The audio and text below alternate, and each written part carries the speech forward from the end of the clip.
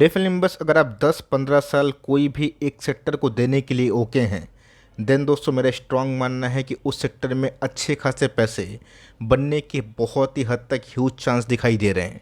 और उस सेक्टर की दो कंपनी ऐसे भी हैं जो अभी अपने पीयर से बहुत ही अच्छे आउट परफॉर्मेंस में है, उसमें हमें अच्छी खासी उछाल और तेज़ी भी देखने को मिल सकती है। और दोस्तों ये सब कंपनी लाइफ टाइम हाई से रिसेंट क्रैश में 20 से लेकर 30% के आसपास फॉल मिल रही है। डिस्क्लेमर दोस्तों, दोनों ही कंपनी हमारे पोर्टफोलियो के हैं, जिसका मतलब ये नहीं है ये कोई रिकमेंडेशन वीडियो है। आप चाहें तो इस वीडियो को एजुकेशनल पर्पज से ले सकते हैं, बिकॉज यहाँ पे कुछ ऐसे डेटास हमें देखने को मिल रहे हैं जो इस कंपनी को और भी मजबूत और भी एग्रेसिव और लॉन्ग टर्म के लिए सही जो दाव है उसको इंडिकेट करवा रहे। इनिशियल फेज़ में हमें वही लग रहा है, बट फ़र्क इतना है कि छोटी मोटी गिरावट से पैनिक करने लगे हम तो पैसे बनने की जो गुंजाइश है ना वो बहुत ही हद तक कम हो जाएगी। चलिए गए दोनों स्टॉक्स को वीडियो में कवर करता हूँ। चैनल फर्स्ट टाइम होंगे सब्सक्राइब कर सकते हैं इस तरह की क्वालिटी कंटेंट को सबसे पहले एक्सेस करने के लिए। Now without delaying any for time, let's begin. तो बात की जाए स्टॉक फटाफट में, मैंने इस चीज़ का थोड़ा सा वर्णन किया है कि कैसे 2003 से लेकर 2007 तक जो भारतीय शेयर बाज़ार का मेगा बुल रन जो रैली था, जो आज भी लोग बात करते हैं, उसमें दोस्तों भारतीय गवर्नमेंट का जीडीपी के वाइज कितना कैपेक्स था और 2027 तक कितना कैपेक्स हो सकता है, इसको अगर आप समझ गए ना, आपको ऐसा लगेगा कि आप सही में पूरे अंदर तक जा चुके हैं। बोलने का मतलब ये है कि 2003 से लेके 2007 तक भारतीय गवर्नमेंट बहुत ही एग्रेसिवली काम कर रही थी और उस समय का जीडीपी के आंकड़े के अकॉर्डिंग 39% के आसपास कैपेक्स हमें देखने को मिला था।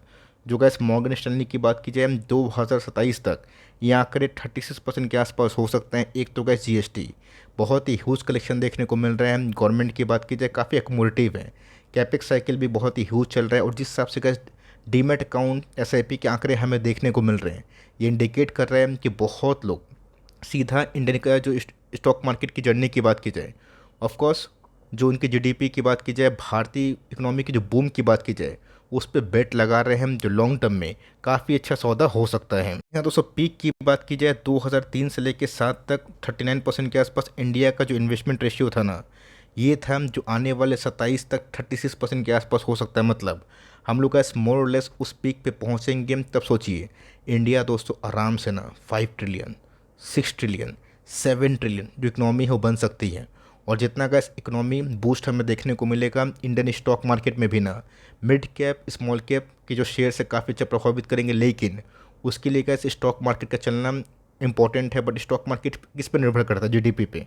तो मेरा ऐसा मानना है कि अगर आप जीडीपी पे इंडियन इकोनॉमी की ग्रोथ को समझ गए ना, तो लॉन्ग टर्म में काफ़ी फ़ायदा मिल सकता है। बात सेंसेक्स की निफ्टी की कहाँ था दोस्तों, आज कहाँ पे है?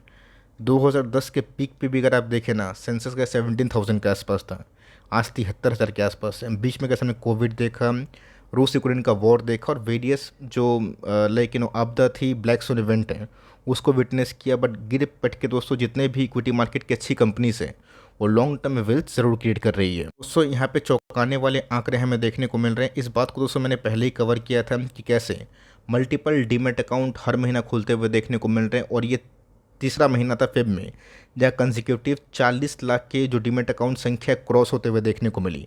और इसका एग्रीगेट दोस्तों 14 करोड़ 80 लाख के आसपास है। मतलब कैसे मोटा मोटी 15 करोड़ लोग डीमेट अकाउंट खोल के स्टॉक मार्केट में निवेश कर रहे हैं। अभी न्यूज़ तो पुरानी है, बट इसमें नया क्या है, चलिए गैस उसी को डिस्कस करना इंपॉर्टेंट है। सबसे पहले गैस समझिए कि डिपॉजिटरी में सीडीएसएल और एनएसडीएल दोनों काम करती है ना।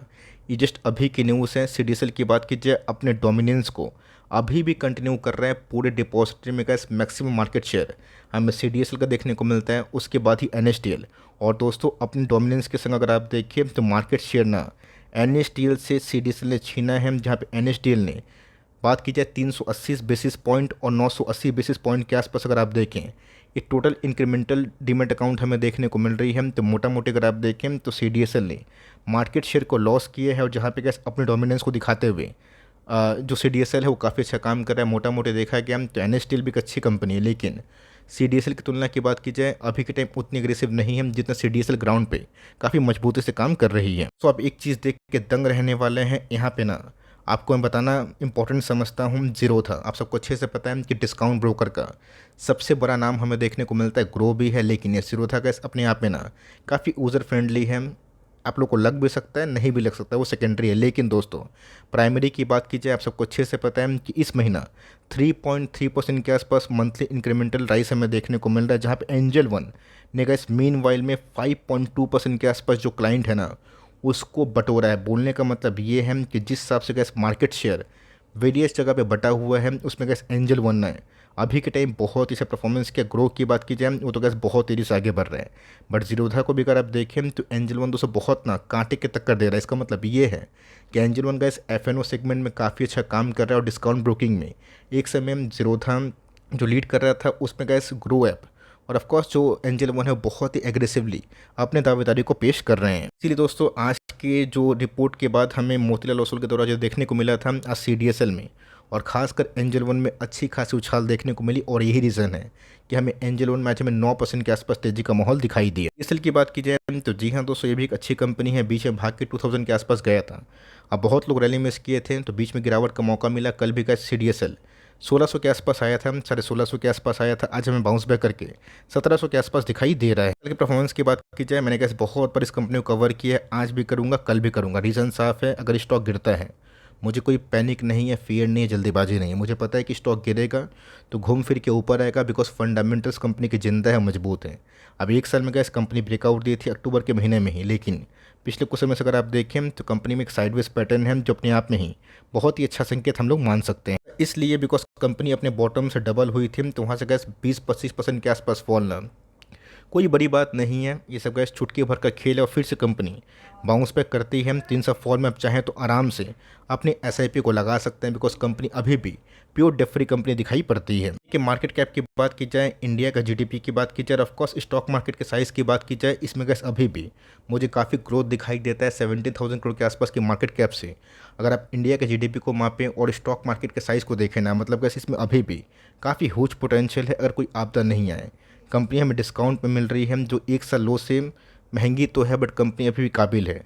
50 के पी के संग कंपनी के ROC की बात की जाए, ROE की बात की जाए, काफ़ी इनलाइन इंटैक्ट हमें दिखाई पड़ते हैं। चीज़ नोटिस करिएगा, लास्ट 200 कंसेक्यूटिव 2 क्वार्टर से ना कंपनी अपने प्रॉफिटेबिलिटी को बहुत ही बूस्ट की है और सेंचुरी का ऐसे प्रॉफिट कंपनी के दिखाई दिए।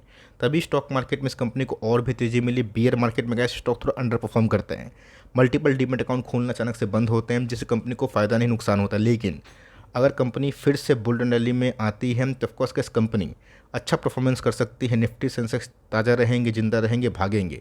ग्लोबल क्यू सही रहेगा, पॉजिटिव मोमेंटम बना रहेगा तो इंडियन इक्विटी मार्केट में डीमेट अकाउंट ज़रूर कंटिन्यू होता हुआ दिखाई देगा। तो दोस्तों बहुत ही डेट फ्री कंपनी हमें दिखाई पड़ती है। 1100 करोड़ के आसपास रिजर्व के संग कंपनी के पास 2 करोड़ के आसपास बोरविंग्स, जो बहुत ही ना के बराबर है।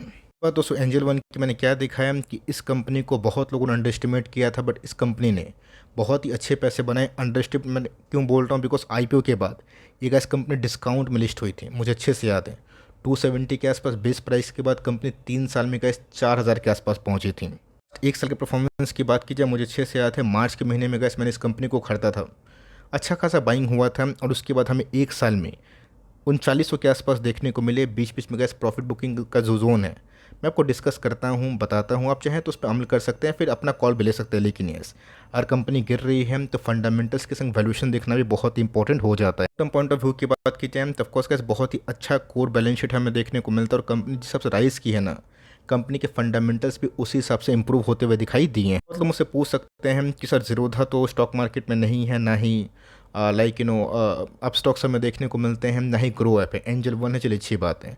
IIFL सिक्योरिटीज़ की बात की जाए एक्सिस माफ़ करिएगा ICICI सिक्योरिटीज़ की, मोतीलाल ओसवाल की, इन सब का क्या करना है। तो जी हाँ दोस्तों, वो पुराने ब्रोकर्स है ना, उनके मार्केट शेयर ये सब ब्रोकर्स लूज़ मतलब गेन कर रहे हैं और वहाँ से लूज़ होता हुआ देखने को मिल रहा है। और इसीलिए कैसे इन सभी स्टॉक्स में स्पेसिफिक तेजी है। तो 22,000 करोड़ के आसपास की मार्केट कैप के संग 21 का P, 1.5% का यील्ड और ऑफकोर्स उससे ज़्यादा का ROC ROE जो इस कंपनी को अभी भी ना अंडर वैल्यूड कंसिडर करवाती है। दोस्तों बहुत ही स्ट्रांग मानना है कि जिस हिसाब से कंपनी ग्रो कर रही है बहुत ही आश्चर्यचकित है मेरे लिए तो गैस पर्सनली है।